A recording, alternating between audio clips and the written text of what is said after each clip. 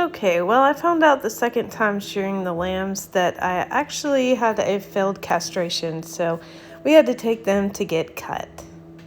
I set up a little hospital pen in the goat pen and cleaned that out.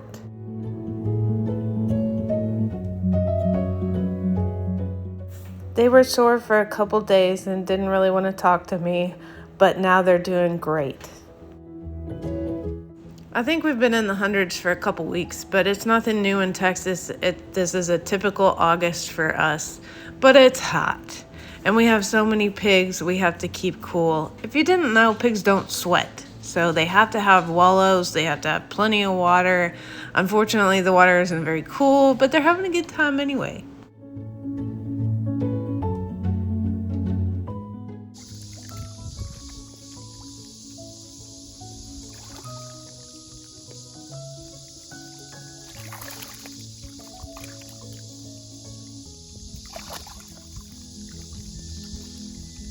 I guess I haven't mentioned that we weaned the babies and we moved Gwen into a bigger pen, but unfortunately her wallow wasn't really worked on all season, so she's having to kind of start from scratch. Somebody else had started this before, but I went out there and helped her because she was so hot.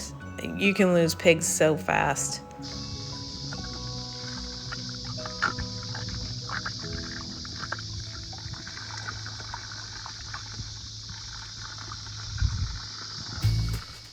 This project actually has taken us a month. We're not quite done with it, but hopefully soon. This is the bottom frame and the hole in the wall for the air conditioner.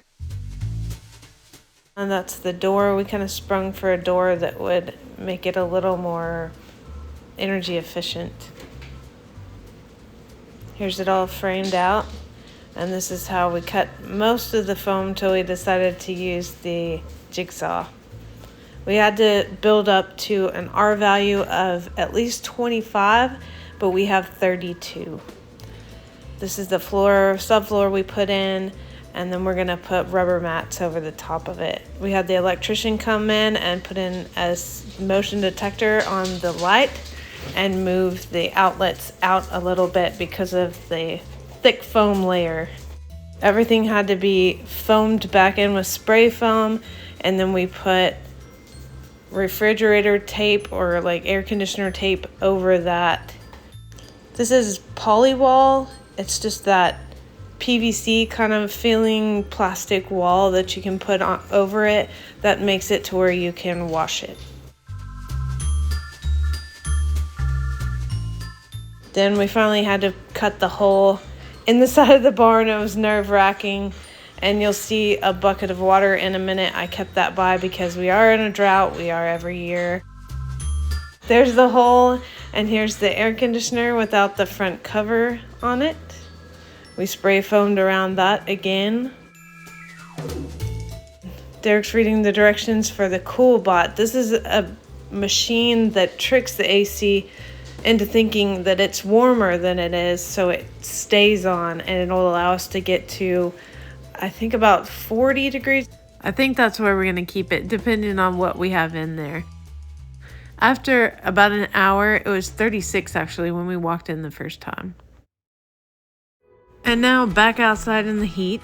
This is a maple we planted about 3 years ago. I put it in my garden so it's got weed fabric around it and a little tree ring and soil and stuff.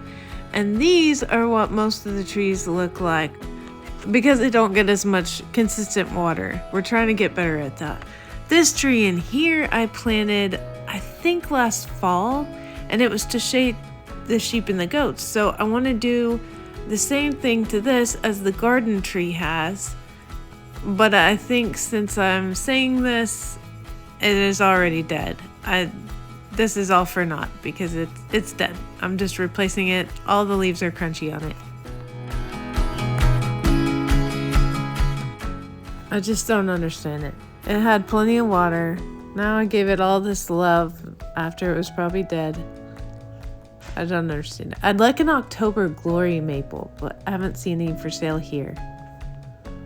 And speaking of watering trees, we didn't have to do it till I think August 3rd is when we decided, but we could have lost about 3 trees by then. If you haven't seen us do this before, we don't have water up at the front of our property, so we have to fill up this tank, put a pond pump in it, and plug that into the truck, and then pump water into each of these bags. And that will slowly release water. We have been watering 3 brand new trees we got this spring, but that one just all of a sudden got a brown top and is probably gonna have the whole top die off, which is annoying. But these are the ones we planted in the spring. They got crispy leaves and now they're pushing new leaves. A lot of them had nests in them, and they must have been abandoned because these are mockingbird eggs and they would have been attacking me. Hey, do you notice anything strange about this tree? And that tree? And this tree here? The middles are missing. Well, who could have done that? Speaking of longhorns, our demand for beef is a little higher than what we have right now, so we got a couple steers.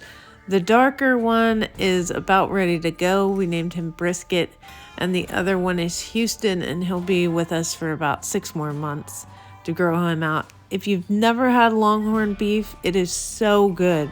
It's a lean beef, so a lot of times longhorns do not sell for much at the auctions because of that. They don't gain quickly like an Angus, but they are delicious. August in Texas makes all the plants kind of want to die. The tomatoes, once it gets above 80 degrees at nighttime, they just don't really produce anymore. So I did all of my preserving mainly in July.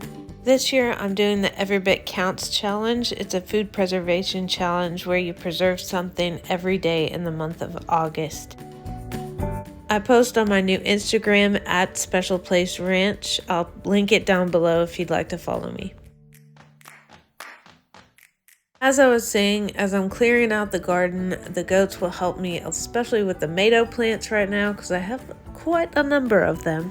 And they like to eat all the little tomatoes that are still on there and the leaves. Jack will even eat the stems, so they help me get it out of the tomato cages a little bit easier.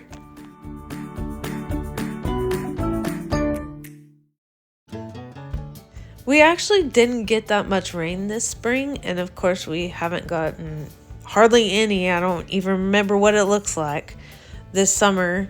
It's usually the way. We're always in a drought in the summertime. But that does mean that we had to feed hay, especially after we brought all those cows back from the lease. If you didn't know, there was a cyanobacteria outbreak there, so we had to bring them all back here. We now have 12 cows on this property, and they appreciated the hay, but I think it was kind of a novelty too. Nobody's starving, nobody's lost weight. We're just taking precautions. And as usual, they are very excited to have a new hay bale every time we bring one out. If you like the videos we put out, I release them every other Sunday, so you're welcome to subscribe and keep on watching us grow our farm. Have a good one.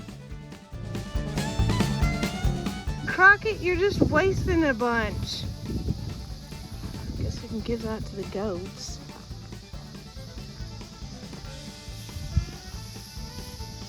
Crocky, you know how much those are a piece?